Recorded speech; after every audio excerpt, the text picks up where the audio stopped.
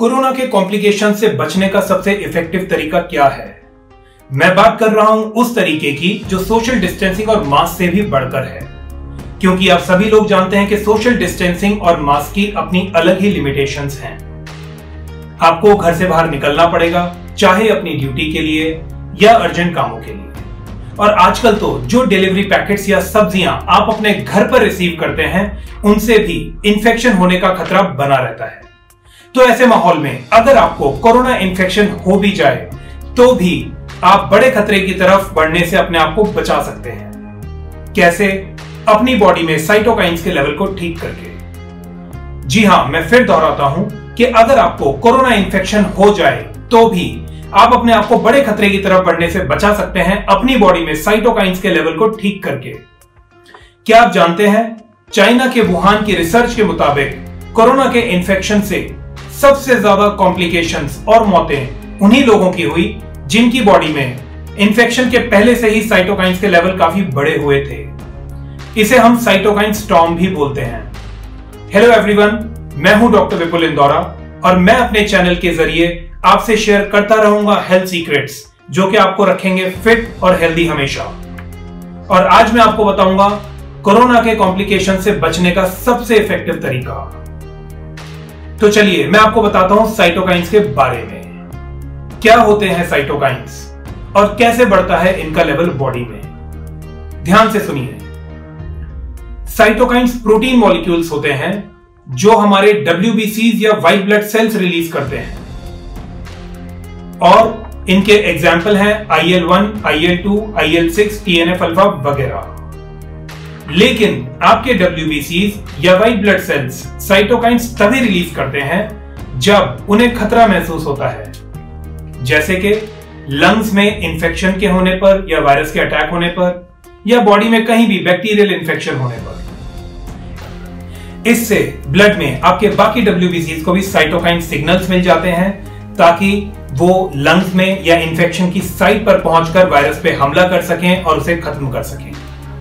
तभी हम साइटोकाइन्स को सिग्नलिंग मॉलिक्यूल्स भी कह देते हैं। लेकिन प्रॉब्लम तब आती है जब आपकी बॉडी में साइटोकाइन्स के लेवल इंफेक्शन के बिना ही बढ़ जाते हैं, और इनका लेवल इतना बढ़ जाता है कि जो इंफेक्शन के टाइम पे 4-5 हजार यूनिट से 20,000 यूनिट तक पहुंचना चाहिए था, वो बिना इंफेक्शन के ही लाखों में मिलियंस में पहुंच जाता है। और इतने सारे साइटोकाइन्स इंफेक्शन होने पर बहुत सारे WBCs को रिक्रूट करते हैं जो कि अपने ही लंग्स को डैमेज करने लगता है।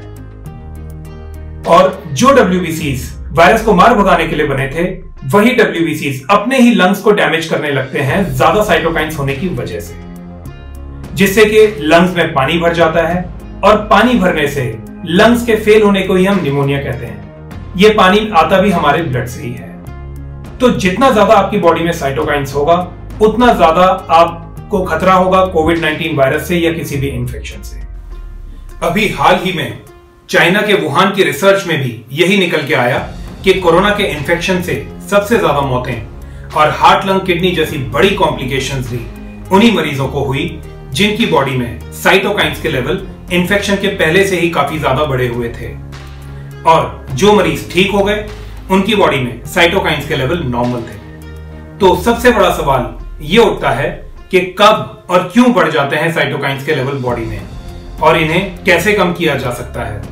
तो यहीं पर मैं आपको बताना चाहता हूं कि साइटोकाइन्स के लेवल अगर बॉडी में इंफेक्शन के टाइम पर बढ़े तो यह बिल्कुल ही नॉर्मल बात है। लेकिन कुछ कारणों की वजह से साइटोकाइन्स के लेवल बॉडी में बिना इंफेक्शन के भी बढ़ जाते हैं, और इनमें से सबसे बड़ा कारण है आपकी गलत खाने पीने की आदतें, और दूसरा बड़ा कारण है इन्हीं आदतों से हुई बीमारियां, जैसे कि डायबिटीज, मोटापा, PCOD, हाई BP, थायराइड और हार्ट की बीमारियां।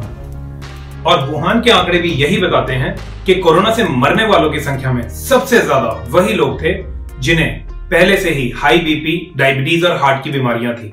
तो ये सभी बीमारियां जो मैंने आपको बताई हैं, इन सब में साइटोकाइन्स के लेवल बहुत ज्यादा बढ़ जाते हैं, जो कि कोरोना होने पर काफी खतरनाक साबित होते हैं। और अगर आपको कोरोना से बचना है तो 2 बातों का ध्यान रखना जरूरी है। पहला, क्या खाएं और क्या नहीं खाएं, और दूसरा, अगर आपको मेटाबॉलिक बीमारियां हैं जैसे कि मोटापा, diabetes, PCOD, high BP, thyroid, तो इन सभी बीमारियों को जल्दी से जल्दी ठीक करना जरूरी है। और आजकल खाने पीने के बारे में तो क्या ही बताया जाए, नजारा देखने को मिल जाता है फेसबुक और व्हाट्सएप के स्टेटस पर। दबा के भल्ला, चाट, पापड़ी, चिप्स, नमकीन, मिठाइयां, समोसे, न जाने क्या क्या चल रहा है। लेकिन शायद ये बात आपको चौंका दे कि ये सभी चटपटी खाने पीने की चीजें आपके लिए बहुत ही नुकसानदायक हैं। और जो ग्रोसरीज एक्सेट्रा आपने अपने घरों पर इकट्ठी कर रखी हैं, जैसे कि ब्रेड्स, मैगी, मैदा, सॉसेज, जैम, बिस्किट, नमकीन, रस्क, चॉकलेट, आइसक्रीम, मिठाइयां, जूसेस, कोल्ड ड्रिंक वगैरह वगैरह, और जो बाकी चटपटी चीजें आप खाते हैं, ये सभी आपके ब्लड में जाकर के शुगर बन जाती हैं और हाई ब्लड शुगर लेवल से बढ़ते हैं बॉडी में साइटोकाइंस। तो अगर आपको कोरोना के खतरों से बचना है तो इन सभी आइटम से रहना होगा कोसों दूर। और ये जो आपकी पैकेट वाली चीजें हैं, जो आपकी फेवरेट हैं, जैसे कि चिप्स, नमकीन, मट्ठियां, ये सभी बनती हैं रिफाइंड तेल या वेजिटेबल ऑयल में। और रिफाइंड तेल या वेजिटेबल ऑयल के अंदर होते हैं ओमेगा 6 फैटी एसिड्स।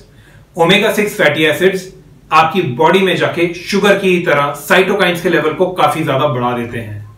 तो इसका मतलब यही है कि आपको घर पे रिफाइंड तेल या वेजिटेबल ऑयल यूज नहीं करने चाहिए। कुकिंग के लिए देसी घी और कोकोनट ऑयल बहुत ही फायदेमंद है। अब आप ये सोच रहे होंगे कि अगर हम ये सब चीजें बंद कर देंगे तो खाएंगे क्या? तो आप लोग खाएंगे रियल फूड्स।